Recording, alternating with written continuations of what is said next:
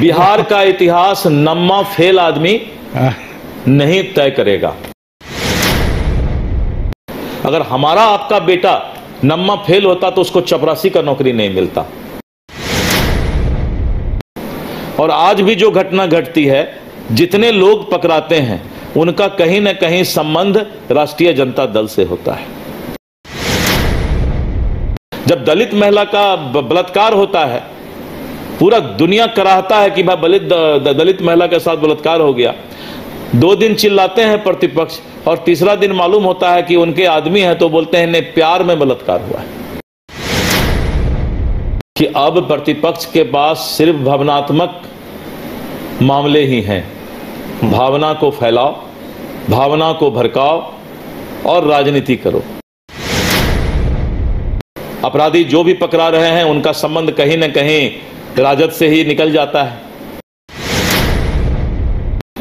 जातीय गणना की बात लालू जी ने कहा कि जातीय गणना करवाएंगे, तो मैंने कहा था कि लालू जी, आदरणीय लालू जी का उम्र हो गया है, वो भूल गए हैं कि बिहार में जातीय गणना हो चुका है। हम पटना में हैं और बिहार की राजनीति में बहुत कुछ जो बदलाव की आहट है उसे महसूस करते हैं। इस वक्त जो एनडीए की सरकार है उसकी स्थिरता पर क्या कोई सवाल है? ये तमाम तरह के प्रश्नों के उत्तर के लिए हम इस वक्त भारतीय जनता पार्टी के कार्यालय में हैं और प्रदेश अध्यक्ष डॉक्टर दिलीप जायसवाल जी हमारे साथ हैं। लगातार ये चर्चा चलती रहती है कि ये सरकार, एनडीए की जो अब की सरकार है, उसकी स्थिरता को लेकर कई तरह की खबरें मीडिया में आती रहती हैं। आप कितना कॉन्फिडेंट हैं इस सरकार को? देखिए, बताते हैं, इस तरह की कोई बातें हमारे नजर में तो नहीं। अच्छा। लेकिन मीडिया को कुछ न कुछ मसाला चाहिए, तो मीडिया जो है अपना कुछ न कुछ रास्ता ढूंढते रहती है। लेकिन हमारे नेता, एनडीए के नेता माननीय नीतीश कुमार जी ने एक स्वर में मंच से पब्लिक के बीच कह दिया कि अब ये एनडीए गठबंधन जो है यही बिहार का विकास कराएगा और यही बिहार को आगे ले जाएगा। और आपने देखा कि प्रधानमंत्री नरेंद्र मोदी जी ने विकास का पिटारा खोल दिया। तो ये एनडीए गठबंधन जो है बहुत ही मजबूत और अटूट है।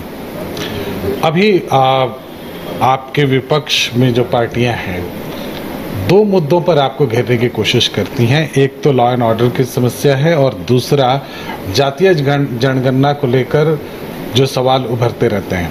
आपको क्या लगता है, जातीय जनगणना क्या भारतीय जनता पार्टी के हित में नहीं है या उसको लेकर किसी तरह की हिच है?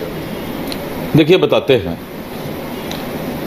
ये बिहार का जो प्रतिपक्ष का मुद्दा आपने बताया, इस बात को साबित करता है कि प्रतिपक्ष बिहार के विकास से संतुष्ट है, क्योंकि विकास उसका मुद्दा नहीं है। पहले तो उन्होंने मुद्दा उठाया कि बिहार को विशेष राज्य का दर्जा मिले जी। लेकिन जब विशेष राज्य से 10 गुना पैकेज बिहार को मिल गया तो उन्होंने अपने मुद्दे को चेंज कर लिया कि बिहार के युवाओं को रोजगार मिलना चाहिए। और जब नीतीश कुमार जी ने 12 लाख रोजगार के लिए सारा प्रोसेस शुरू कर दिया और करीब 6 लाख लोगों को रोजगार मिल भी गया तो उन्होंने रोजगार का मुद्दा छोड़ दिया। 2 मुद्दा उन्होंने छोड़ा, विशेष राज्य का दर्जा छोड़ा और रोजगार छोड़ दिया। अब वो आ गए हैं कि उनको अपराध और भ्रष्टाचार। तो मैंने कहा है कि अपने पूज्य पिताजी से के इतिहास के किताब को वो निकालें कि बिहार में भ्रष्टाचार और अपराधी को जन्म देने वाला कौन है। उनको शर्म आ जाएगा कि अपराधी पालने वाले, बिहार में अपराध के माहौल बनाने वाले यही राष्ट्रीय जनता दल के लोग हैं। और आज भी जो घटना घटती है, जितने लोग पकड़ाते हैं उनका कहीं ना कहीं संबंध राष्ट्रीय जनता दल से होता है। और जब उनके लोग पकड़ाते हैं तब बोलते हैं नहीं, वो अपहरण करने नहीं गया था, वो तो ऐसे दोस्ती में लेके चला गया था। जब दलित महिला का बलात्कार होता है, पूरा दुनिया कराहता है कि भाई दलित महिला के साथ बलात्कार हो गया। 2 दिन चिल्लाते हैं प्रतिपक्ष और तीसरा दिन मालूम होता है कि उनके आदमी हैं तो बोलते हैं इन्हें प्यार में बलात्कार हुआ है। अच्छा, ये तो मानना पड़ेगा आपको कि बिहार को और यूपी बिहार दोनों को ही हम कह सकते हैं जहां जातीय राजनीति बहुत ज़्यादा हावी है, वहां पर राष्ट्रवादी विचारधारा का विस्तार एक मुश्किल टफ काम है। और जिस काम को आप करना चाहते हैं, क्या अब जबकि एंटी इनकम्बेंसी फैक्टर भी इस बार आपके साथ होगा, क्या आपके लिए ये बात तो जरूर नहीं है? ये बात तो प्रतिपक्ष ने भी मान लिया और मीडिया के लोगों ने भी मान लिया कि अब प्रतिपक्ष के पास सिर्फ भावनात्मक मामले ही हैं। भावना को फैलाओ, भावना को भड़काओ और राजनीति करो।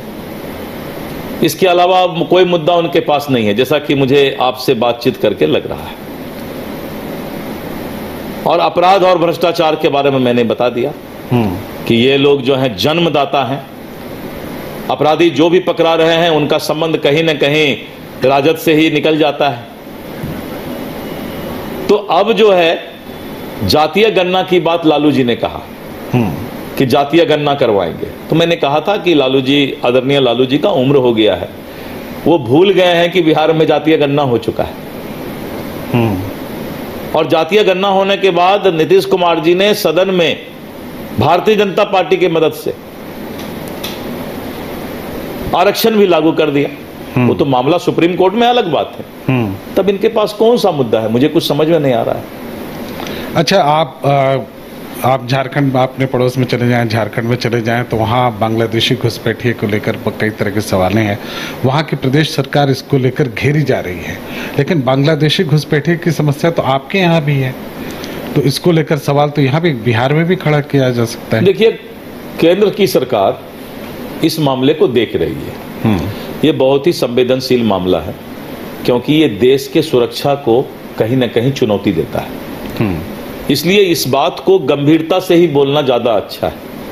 और इसके लिए केंद्र सरकार अपना जो भी जिम्मेवारी है वो निभा रही है। विकास, क्या अभी हाल में जो लोकसभा के चुनाव हुए, आपको लगता है कि विकास ही पैरामीटर होगा इस बार भी? जब भी चुनाव बिहार में निर्धारित हैं, विकास ही पैरामीटर होगा, इसके अतिरिक्त कोई दूसरा मुद्दा नहीं आएगा सामने?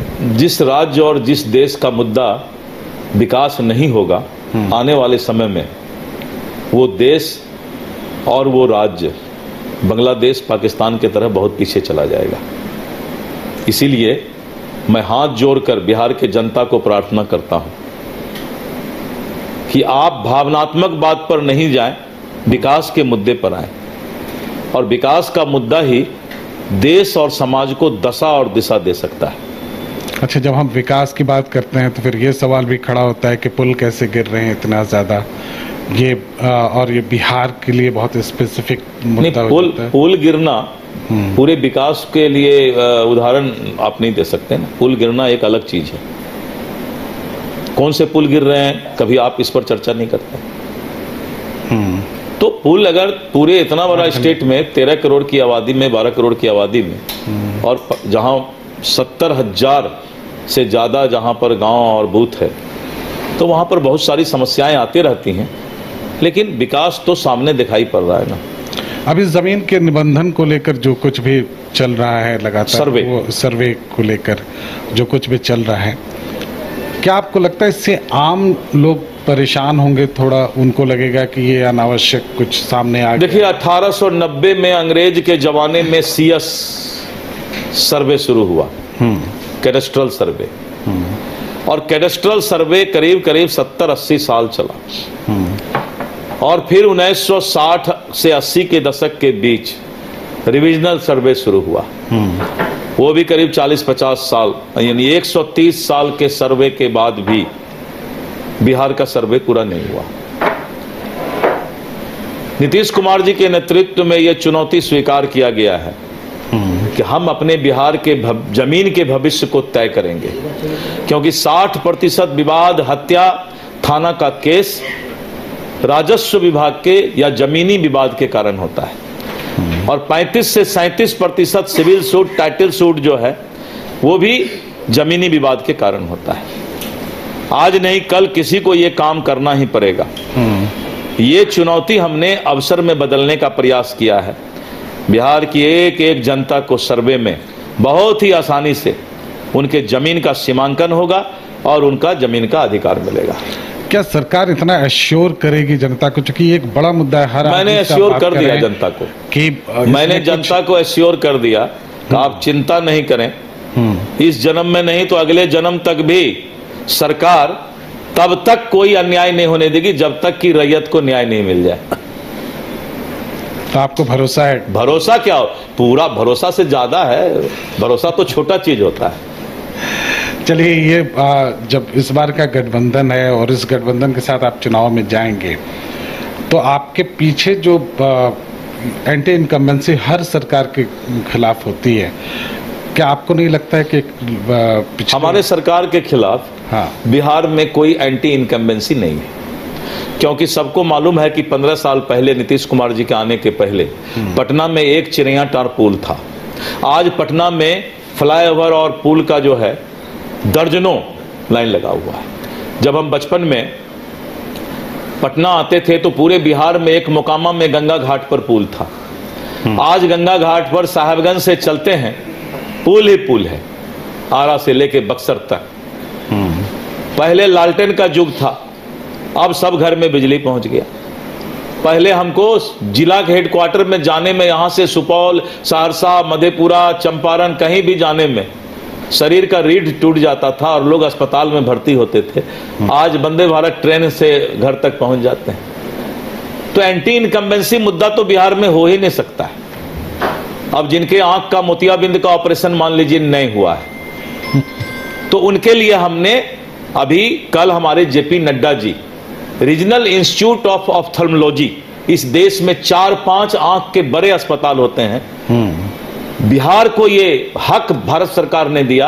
आरआईओ का कल उद्घाटन होने जा रहा है और उन नेताओं के लिए जिनको कि विकास या हमारा काम नहीं दिखाई पड़ रहा है, उनके लिए बेस्ट ऑपरेशन आंख का व्यवस्था हमने कर दिया है। हम उम्मीद करते हैं उस हॉस्पिटल में जरूर हम सबको ले जाएंगे, सब कुछ ऐसा एकदम आप बताइएगा, नाम बताइएगा, हाँ हम सबको लेकर जाएंगे जिसमें एक ही पक्ष जो देखते हो दूसरा पक्ष भी देख सके। बिहार का इतिहास नम्मा फेल आदमी नहीं तय करेगा। माँ बाप ने चारा घोटाला करके, इतना मेहनत करके, जेल में रह करके घोटाला करके इसी बाल बच्चे के लिए पैसा कमाया, लेकिन बाल बच्चा ऐसा निकला कि नम्मा फेल रह गया। अगर हमारा आपका बेटा नम्मा फेल होता तो उसको चपरासी का नौकरी नहीं मिलता, और वो लड़का बिहार के भविष्य को तय करने चला है। तो ये बिहार की जनता समझ रही है। जात पात धर्म पर लोग राजनीति कर ले, नहीं तो उसके अलावा निकल करके आए। वो डॉक्टर दिलीप जायसवाल साहब, एक लड़की निधि आई है, बातें कही।